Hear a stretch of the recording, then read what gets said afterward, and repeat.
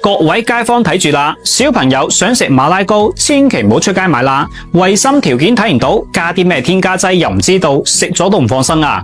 今日咧將我幾十年麵點師手工馬拉糕秘方免費咁分享俾大家。以後想食馬拉糕，你就自己喺屋企整，做法真係好簡單，唔使酵母粉，更加唔使泡打粉，就連提前醒發都係唔需要。一餐早餐前就可以親手整出一底香甜可口、鬆軟十足嘅家庭版馬拉糕。好食過出邊賣嘅，多多聲啊！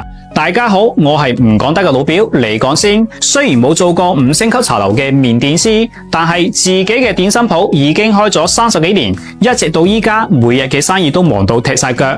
尤其係我哋鋪頭嘅招牌點心港式馬拉糕，已經成為咗每個顧客都爭住嚟點嘅經典美食啦。甚至乎一度登上我哋當地必食榜第1名。好多街坊經常走過嚟問老表啊，點解你哋整出嚟嘅馬拉糕可以咁好食呢？鬆軟彈牙，軟糯香甜。喺呢度以我哋鋪頭招牌港式馬拉糕為例，將我哋累積咗30幾年獨到嘅整馬拉糕經驗免費咁分享俾大家，等你自己喺屋企都可以快速咁蒸出一底鬆軟香甜、奶香四溢嘅馬拉糕。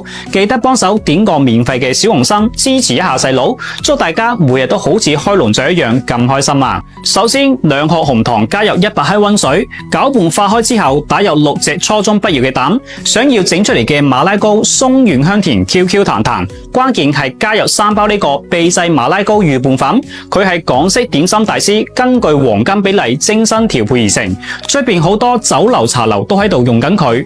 有咗佢唔使加酵母粉同埋泡打粉，亦都唔使另外去稱各種麵粉嘅重量。記住1包粉配2隻雞蛋呢個比例就可以啦。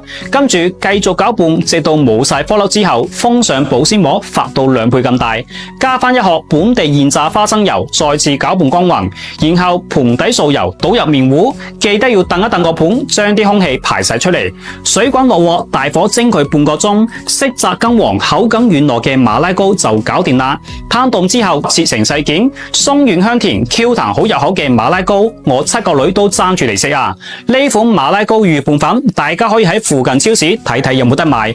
驚買錯嘅可以點我頭像，下邊櫥窗已經幫大家準備好晒，廠家正喺度搞緊大活動，嗱嗱臨帶返屋企整起身啦！